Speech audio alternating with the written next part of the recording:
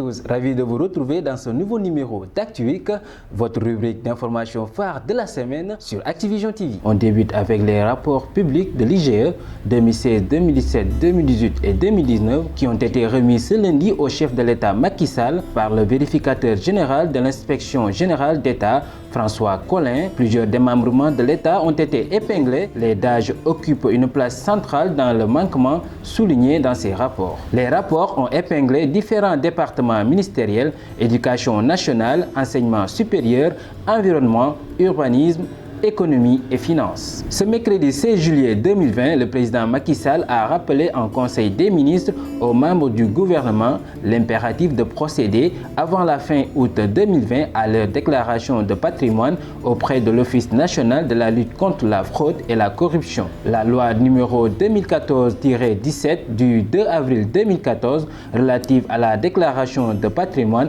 a confié à l'OFNAC la responsabilité de recevoir les déclarations de patrimoine des personnes assujetties. Du nouveau dans l'affaire des 6 gazelles Oryx qui suscite toujours et encore la polémique, la liste des bénéficiaires des gazelles Oryx s'allonge. Après le ministre de l'Environnement et celui de l'Intérieur, un troisième est cité comme ayant eu son quota. Selon Walf Quotidien, il s'agit de Mansour Faye. Pour rappel, le ministre de l'Environnement avait avoué sur la RFM qu'il n'était pas le seul à avoir bénéficié de ces espèces en voie de disparition. Litige foncière. Après la conférence de presse du patron de la Sedima la semaine dernière, les populations de Djilar ont répliqué en décidant de ne pas laisser leur terre à Babacar Ngom.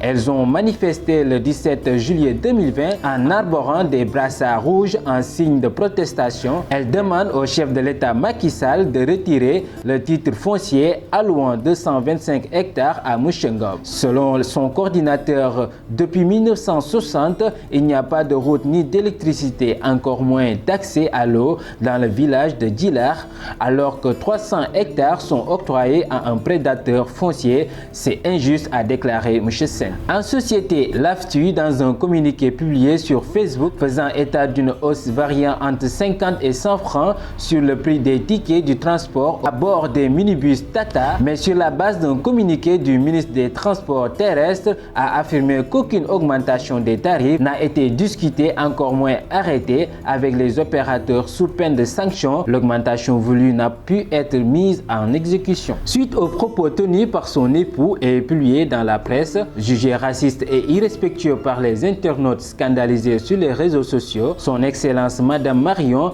Weichselt-Krupski, ambassadeur de Suisse au Sénégal, a été convoquée le 15 juillet 2020 au ministère des Affaires étrangères et des Sénégalais de l'extérieur. Il a été clairement notifié aux diplomates le caractère inacceptable des propos de son conjoint qui constitue une violation flagrante des principes élémentaires de courtoisie. Néanmoins, le gouvernement du Sénégal renouvelle sa volonté de poursuivre avec le gouvernement de la Suisse les relations d'amitié et de coopération qui ont toujours prévalu entre les deux pays, dans le respect de la confiance mutuelle. L'activiste et leader du mouvement Nitoudeg, République des valeurs, Abdou Karim Gueye, plus connu sous le pseudo de Karim Xurum Xaq, était en conférence de presse. Il a apporté des précisions sur son état de santé qui suscitait des interrogations. Il a par ailleurs demandé pardon parce qu'il a agi sous le coup de la colère. Le leader de Nitoudeg soutient qu'il pardonne et demande aussi pardon à tous les Sénégalais, aux forces de l'ordre et à tous ceux qui l'ont soutenu,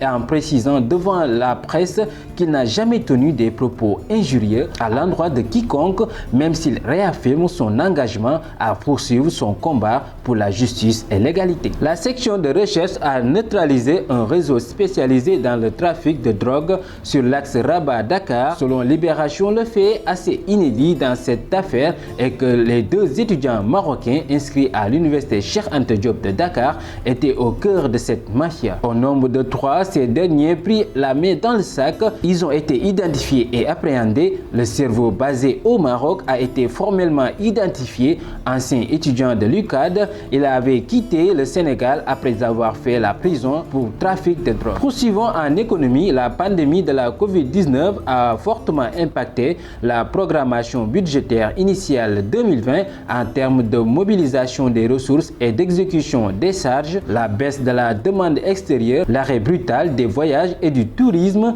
la baisse des envois de fonds et des effets de mesures de confinement intérieur pèsent sur l'activité. Les perspectives à court terme sont modérées et très incertaines. Une reprise progressive est attendue au second semestre 2020 et 2021. Selon la lecture du FMI, l'expansion budgétaire temporaire dans le budget 2020 révisé devrait aider à financer la réponse sanitaire, à protéger les moyens de subsistance et à soutenir l'activité. Une fois les conditions normalisées, une politique budgétaire à moyen terme bien ancrée et solide, cela essentiellement pour la viabilité de la dette et la stabilité régionale. Dans ce contexte, l'engagement des autorités à revenir à un déficit de 3% du PIB d'ici 2022 sera le bienvenu. En santé, le nouveau Corona Plan du Sénégal, en vertu duquel les autorités ont réservé les hospitalisations aux malades âgés de plus de 60 ans. Sur la base de ce plan, il y aura désormais moins de tests par jour qu'auparavant. Les hôpitaux sont débordés, le nombre de lits, aussi bien en réanimation qu'en hospitalisation,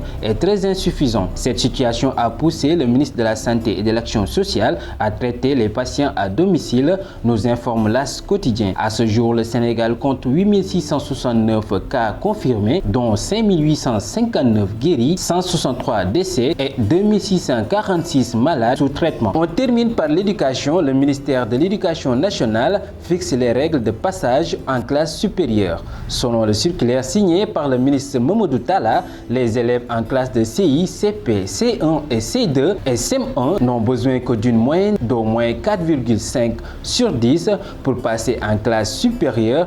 Pour ceux du moyen et du secondaire, il faut une moyenne de 9 sur 20. Selon la note ministérielle, aucun élève ne doit être exclu pour insuffisance des résultats. Elle ajoute aussi que les élèves dont la moyenne est comprise entre 4 et 4,49 sur 10 pour l'élémentaire et entre 8 et 8,99 sur 20 pour le moyen et secondaire ont la possibilité de faire des réclamations auprès des directeurs d'école et du chef de l'établissement. C'était tout pour ce numéro d'Actu. Je vous donne rendez-vous à la semaine prochaine. D'ici là, continuez à vous abonner sur la chaîne d'Activision TV et à nous suivre sur notre site internet www.activision.com.